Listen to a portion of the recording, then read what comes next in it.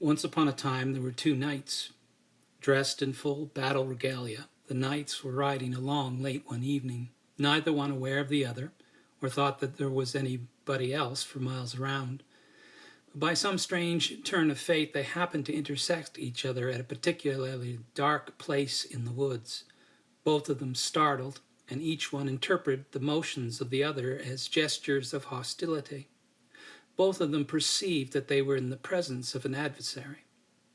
And so they began to do what human beings always do when they feel threatened. They began to defend themselves and fight.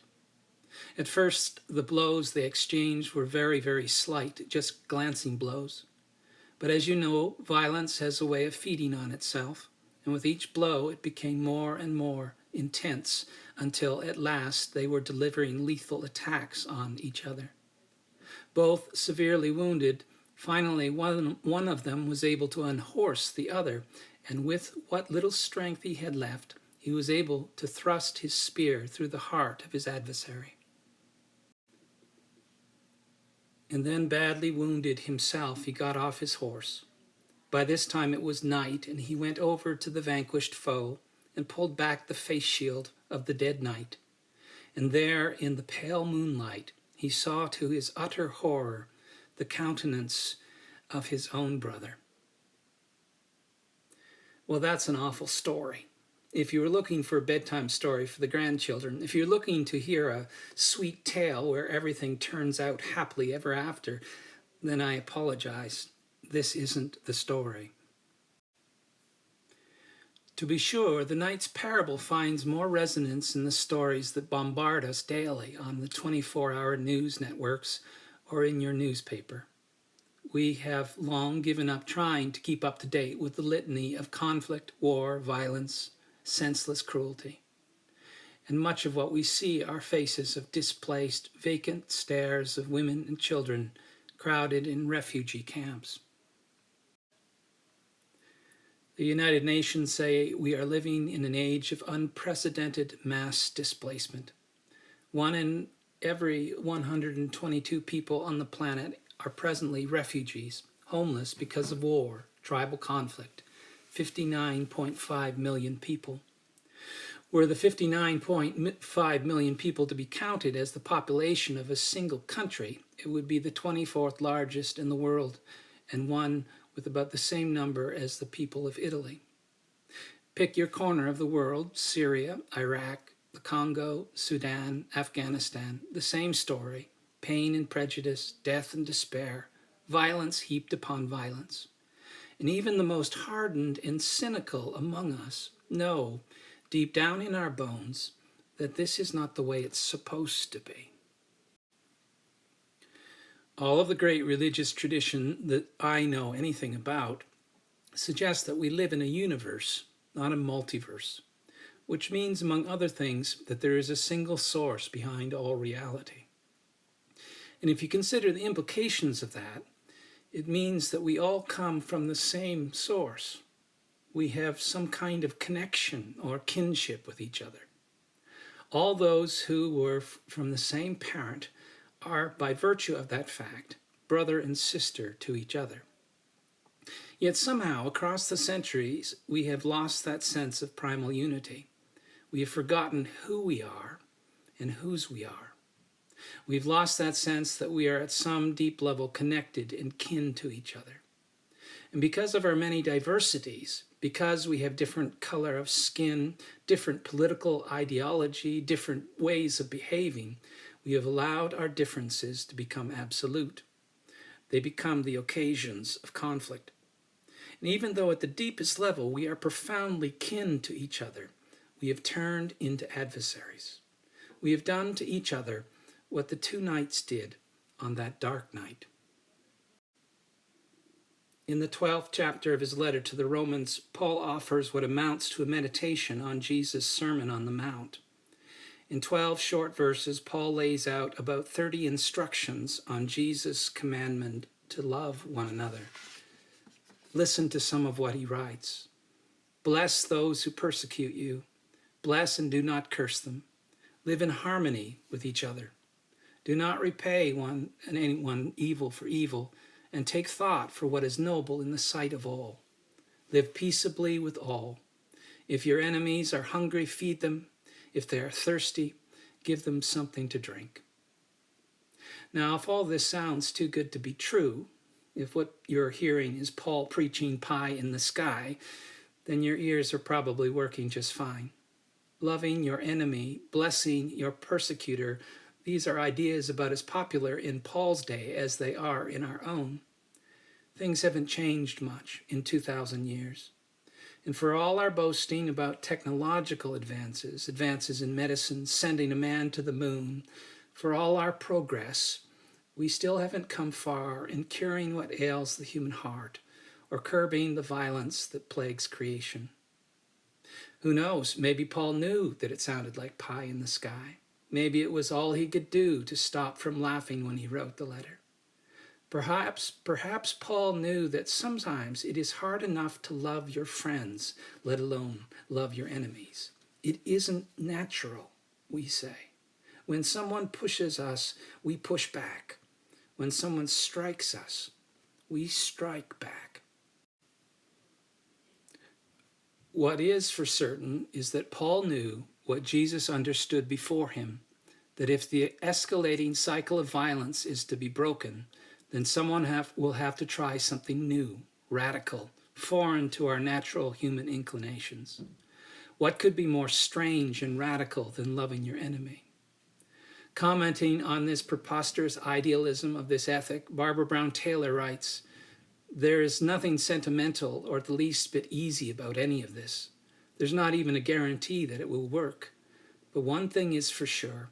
When we repay evil with evil, evil is all there is, in bigger and in more toxic piles."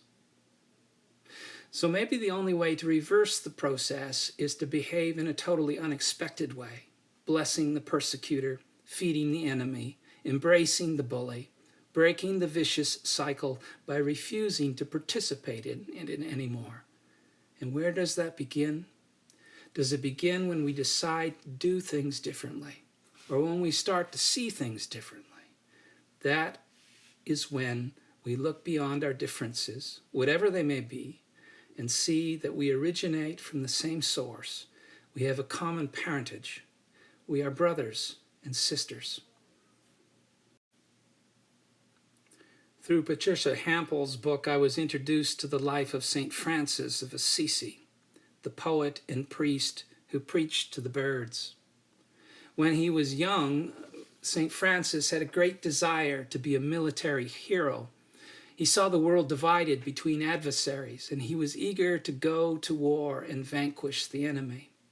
It turned out that his little city-state was about to go to war with another city-state.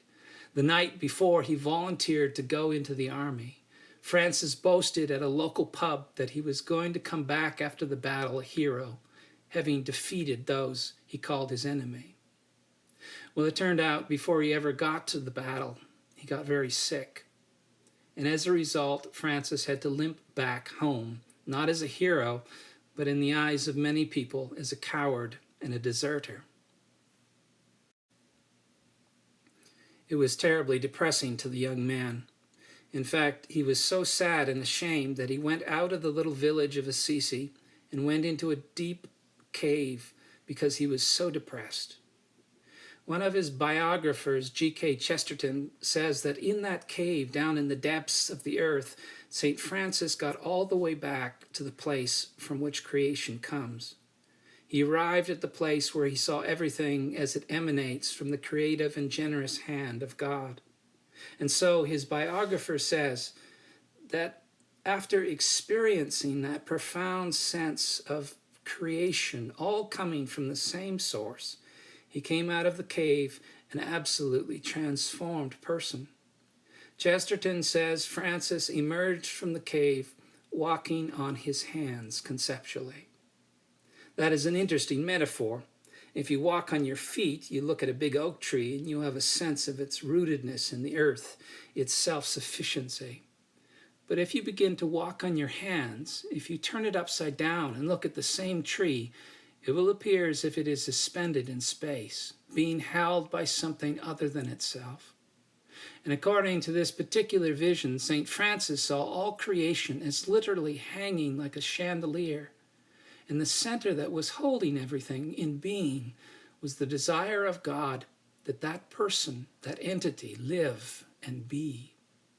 And as a result of seeing everything in God and God in everything, St. Francis became famous for regarding all of creation as a family. There was a movie about him that was called Brother Sun, Sister Moon. Francis named every animal brother or sister because he sensed this profound connection because we come from the same source. And if we ever begin to see each other in that way, if we ever see that our enemy is really our brother or our sister, then it becomes difficult to think of them as something less.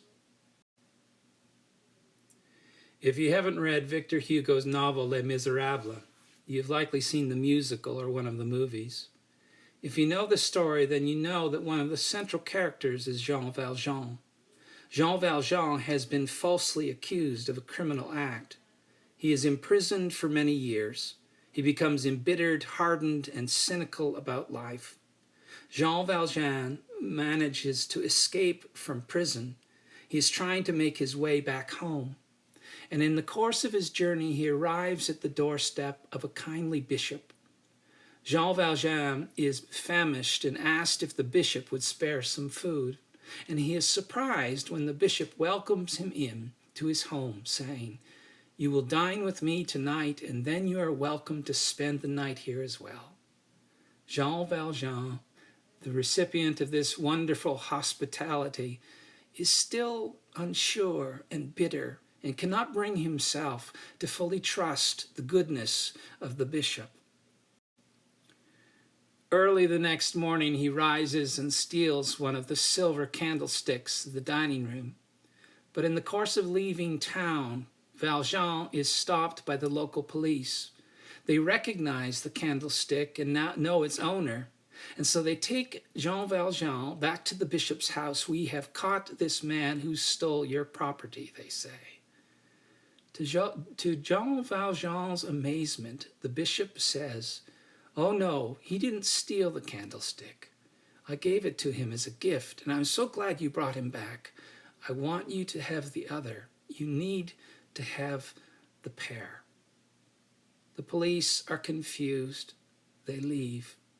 And here Jean Valjean is standing in the presence of someone who behaves in an unpredictable way, with unexpected generosity and unmerited grace. Paul says, "Bless those who persecute you. Bless and do not curse them. Do not repay evil for evil, but take thought for what is noble in the sight of all. Do not be overcome by evil, but overcome evil with good." The kind of remedy to the cycle of violence that Paul offers must seem terribly idealistic. It seems to me, though, that we are called to try something new, to behave in surprising and unexpected ways. Things will not change until ordinary people learn to see the world as it really is. In this dark and troubled world, you have to look closely, because sometimes it's hard to see that your enemy is really your brother.